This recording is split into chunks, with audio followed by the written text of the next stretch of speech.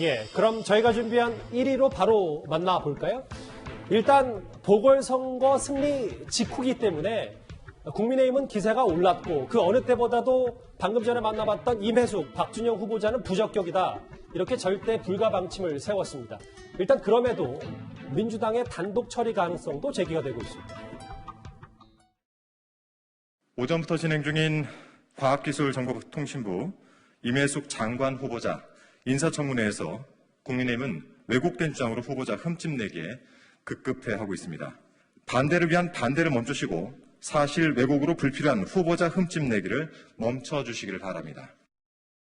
국토부 장관을 수행하는 데 있어서 임무를 수행하는 데서 치명적 결함이 있다, 도덕적 문제가 있다라고 보여지지는 않습니다.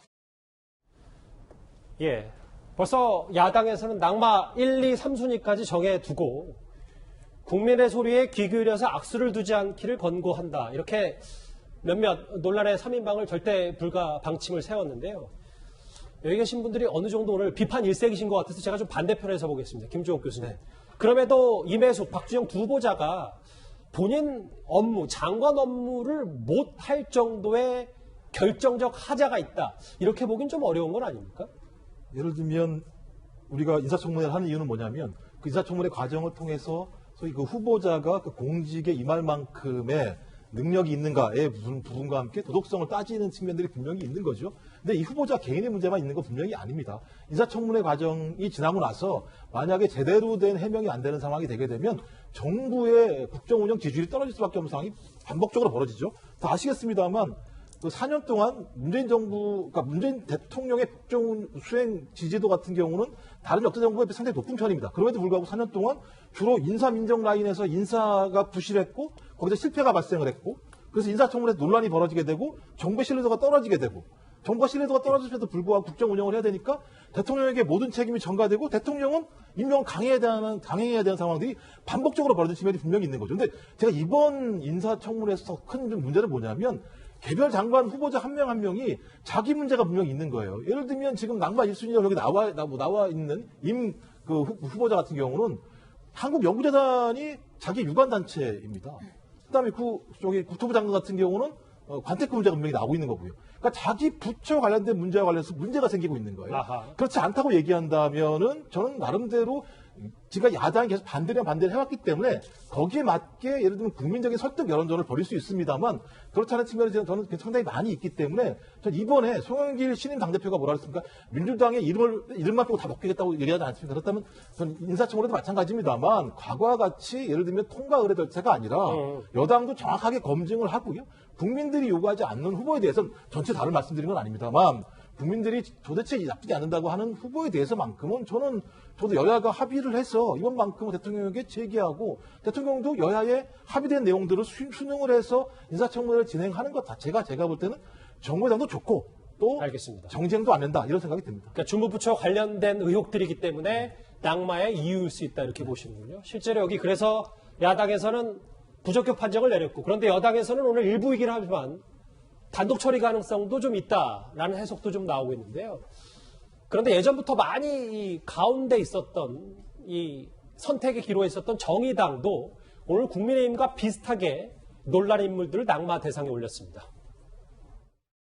저는 잘 이해가 안 됩니다. 야당이 이 문제 제기할 정도라면 얼마든지 사전에 민정수석실이나 인사수석실에서 걸러낼 수 있는 항목들이었을 텐데 이걸 걸러내지 못했다면 그 자체로서 인사검증에 있어서 무능 문제가 지적되지 않을 수 없을 것 같고요. 만약 저걸 알고도 저게 큰 문제냐라고 한다면 일종의 이제 인사 내로남 뿌린 거죠. 정의당에서 하는 얘기는 이런 것 같더라고요. 어떻게 이런 사람이 장관 후보자냐? 그러면 인사검증 시스템, 청와대 민정수석실은 뭐 했냐? 이런 지적에 대해서 정 의원님은 어떻게 해석을 좀 하십니까? 지금 그 정의당도요, 지금 현재 국민의 분위기를 알고 있는 거예요. 저는 청의 그 민정수석실에서 고장이 났다고 보는 이유가 뭐냐면, 보세요. 이게 두 가지 관점에서 볼 수가 있습니다. 첫 번째는 그 지금까지 야당이 아무리 문제를 제기해도 야당을 패싱하면서 그냥 임명을 했어요, 대통령이. 근데 왜 그러냐면, 하루만 버티면 된다. 장관 후보자들이. 아무리 문제가 있어도 하루만 버티고 나면 일정한 시간이 지나고 나면 그 청문 보고서가 그 합의돼서 작성되지 않더라도 대통령이 그냥 임명을 하셨어요. 근데 이런 일이 너무 반복이 된 거예요. 지금 이번에 되면 이제 30번째라고 그러거든요. 그렇죠. 예, 그러니까 너무 반복이 되다 보니까 이게 도대체 이걸 뭐랄까 제어하는 장치요? 이게 고장이 나버리는 것 같아요. 그러니까 이런 사람을 장관 후보자까지 지명하는 이런 걸러지는 시스템이 고장났다. 고장났죠. 왜냐하면 문재인 대통령께서 그 고장나게 만드신 어떻게 보면 원인 제공자이실 수가 있어요. 왜 그러냐? 이런 얘기를 했잖아요.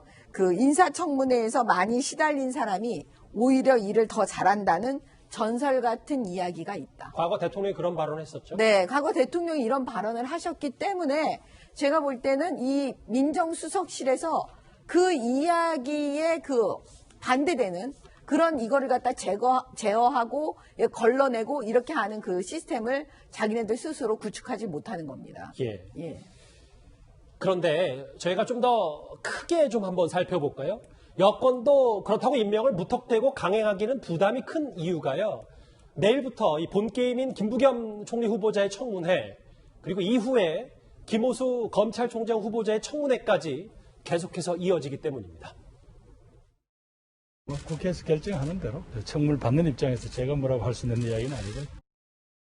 문재인 정부 관계자들의 내로남불은 점입 가경입니다. 이번처럼 법안까지 발의하고 특목고를 보낸 경우는 처음 있는 일입니다. 후보자의 내로남불은 끝판왕 수준입니다. 어제 5개 부처 후보자의 청문회가 있었고 오늘 어린이날 쉬고 내일 바로 김부겸 총리 후보자의 청문회가 열리는데 이도원 의원님. 네. 어제 보도에 따르면 실제로 김부겸 후보자가 딸이 외고에 합격한 이후에 여기 보면 2달 뒤에 외고 폐지 법안을 공동 발의했다. 그래서 내로남불 논란이 좀 있습니다. 그렇습니다. 발의 전에 합격했고 그 공동 발의한 2달 뒤에 입학을 했습니다. 지금까지 그 조희연 그 서울시 교육감을 비롯해서 지금 여권 진영의 여러분이 그 특목고, 외고, 뭐 국제고, 과학고 이런 거에 반대하면서도 실제로 본인의 자녀는 그 학교에 보냈기 때문에 그게 내로남불 아니냐 이런 비판을 많이 받았는데 김부겸 후보자가 더 이제 논란이 되는 거는 법안을 이제 직접 발의했기 때문이죠. 김 후보자는 이에 대해서 아니 그 외고를 없애자는 게 아니라 그 혁신학교로 다 모으는 거자 지금 이렇게 설명을 하고 있는데 사실은 그것도 맞지 않는 부분이 있어요. 왜냐하면은 이 법안에 그 총리 후보자가 내놓은 법안에 따르면은 이 그 국제고, 외고, 과학고의 그 선발권을 학교에서 그 좀 벗어나가지고 일반고하고 똑같이 그러니까 시험으로 먼저 뽑는 게 아니라 일본어랑 똑같이 하니까 사실상 외고, 국제고, 과학고가 없어지는 것과 같은 효과입니다. 그렇기 때문에 법안 발의 전후의 상황, 그 다음에 해명 모두 적절치가 않았다는 거. 이제 문제는 우리가 여론조사를 해보면은 특목고를 없앨까요, 유지할까요 하면 없애자는 여론조사가 많을 때도 있습니다. 무슨 문제냐면은 수월성 교육과 평준화 교육이 부딪히는 건데 잘하는 애들은 잘하게 해줘야 된다. 그거보다 그래도 애들이 다 평균적으로 잘하게 하는 게 낫지 않을까 이런 논란이 있지만 지금 상황은 일반고의 그 학력 신장을 위한 노력이 전혀 안 되는 상태예요. 여기에서 또 그 보다 수월성 교육을 하고 있는 학교를 아예 없애는 것부터 시작하는 게 과연 옳은 방향이냐. 그러면 우리가 일반고의 수준을 어떻게 올리느냐 이런 고민을 먼저 한 뒤에 이런 법안도 냈어야 되는 거 아니냐 하는 교육의 좀 근본적인 문제도 있는 겁니다. 딸 외고 내로남불 논란 말고도 내일 청문회에서는 특히 많이 제기가 됐던 김 후보자의 과태료 미납, 차량 압류 한 32번으로 제가 기억하고 있는데 이런 논란도 내일 청문회 도마 위에 오를 것 같습니다. 다음 화면을 좀 볼까요? 네, 김근식 교수님. 네. 이거는 전망을 좀 제가 질문을 드릴 텐데 여당이 이렇게 좀 본 게임인 김오수 후보자, 김부겸 후보자를 위해서 5개 부처 중에 논란이 됐던 임혜숙, 박준영 이 두 후보자를 어느 정도는 낙마의 여론을 좀 볼 건지 아니면 여당이 아니다 청문 보고서 단독으로 채택할 건지 어떻게 전망하십니까? 청와대도 아마 고민이 될 겁니다. 왜냐하면 본 게임이라고 지금 말씀하셨는 게 맞는 게 그 김부겸 총리 후보자는 인사청문회에서 하루만 버티면 되는 게 아니잖아요. 끝난 다음에 국회의 인준 동의를 받아야 됩니다. 그러면 아무리 여당이 뭐 180석 다 되는 뭐 거대 여당이라고 하지만 어찌됐든 국민들이 다 지켜보고 있기 때문에 인사청문회 과정에서 김부겸 총리 후보자가 정말 국민들이 봤을 때 납득할 수 없는 어떤 새로운 의혹이 제기되거나 저 정도는 정말 이건 수용할 수 없다는 정도의 어떤 큰 문제가 있으면 그러고도 불구하고 정말 국회 인준 통과를 강행을 한다면 이건 굉장히 심각한 정치적 부담으로 가는 거거든요. 그다음에 검찰총장 김호수 후보 총장 청문회도 남아 있는 겁니다. 그래서 저는 이 국무총리 후보자와 검찰총장 후보의 청문회가 남아있는 상황에서 지금 진행됐던 5개 장관 후보자들에 대해서도 똑같이 지금까지 했던 것처럼 29번이나 강행 통과한 것처럼 또다시 야당의 인사청문 보고서 채택 없이 그냥 강행하겠다? 저는 지금의 보궐선거 이후에 이 문재인 정부에 대한 국민들의 정말 큰 이 불만 그리고 원성 그리고 그 내로남불과 오만함에 대한 어떤 회초리 이런 것들 생각하고 그다음에 총리는 반드시 국회 인준 비준을 받아야 된다는 것을 감안하면 아마 대통령이나 청와대에서도 저 5분 중에 적어도 1명 정도는 적어도 국민들의 어떤 눈높이에 맞춰서라도 고민을 좀 해야 된다고 생각이 들고요. 또 하나는 아까 말씀드린 것처럼 정말 국무위원 후보자로서 그분이 그 전문 분야에 얼마나 쉽게 있느냐도 중요하지만 제일 중요한 게 뭐냐면 그 국무위원은 대한민국 공무원 중에 최고 영광스러운 자리로서 공적인 지위입니다.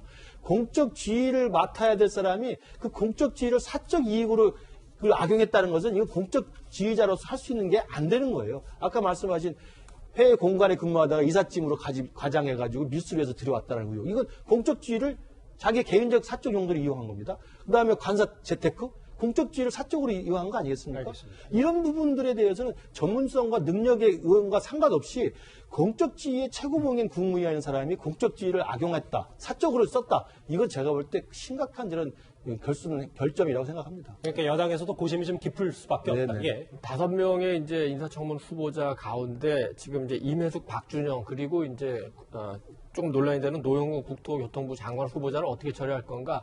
지금 청와대와 당의 지도부 구성을 보면 조금 예상은 가능합니다. 청와대의 경우에는 지금 유영민 실장, 그다음에 이철희 정무수석 체제에서 뭔가 좀 야당과 협치하면서 가려는 노력을 하죠. 서울 부산시장 당선자를 청와대로 초청했고 또 이번에 야당 원내대표 당선자와 또 통화도 하고 어쨌든 거절했지만 초청도 하지 않았습니까? 당이 문제인데 당에 지금 이 직접 그 권한을 갖고 있는 윤호중 그 원내대표는 굉장히 친문 강성으로 알려져 있습니다.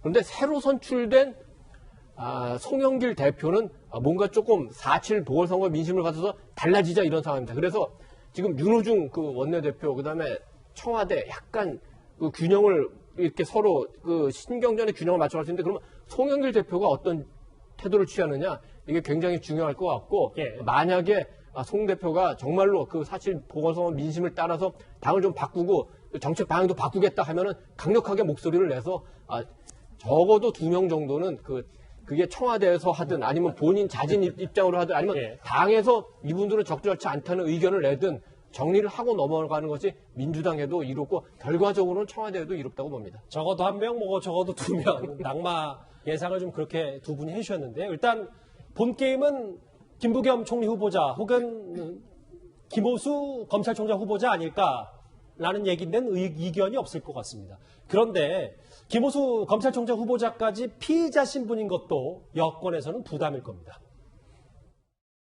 막중한 책임감을 느낀다는 말씀은 다시 한번 드리고 싶고요. 무엇보다도 조직을 안정시키는 게 중요할 것 같습니다. 내부 구성원들과 화합해서 신뢰받는 검찰, 민생 중심의 검찰, 공정한 검찰이 될 수 있도록 소통하고 노력도 많이 하겠습니다. 어제 김호수 후보자가 이런 얘기를 했어요. 그러니까 본인 사건과 관련돼서는 법령과 규정에 따라서 회피할 것이다 라고 했는데 청원에서 본인이 피의자 신분인 것 그리고 이 김학의 전 차관 불법 출국 금지 사건 관련해서 어느 정도 영향이 있을 거라고 보십니까? 저는 이제 지난번에 윤석열 검찰총장의 예에 따르게 되면요. 만약에 김호수 검찰총장이라면 지금 현재 만약에 이라면 그 김학의 출금 승인 이 사건에 개입해서 지금 조사를 받고 있어요.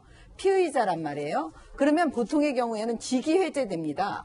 왜냐하면 징계를 받게 돼 있거든요. 네. 예, 지난번 윤석열 총장 때도 뭐 별거 아닌 거 가고도 막 직위 해제하고 그 난리를 쳤잖아요.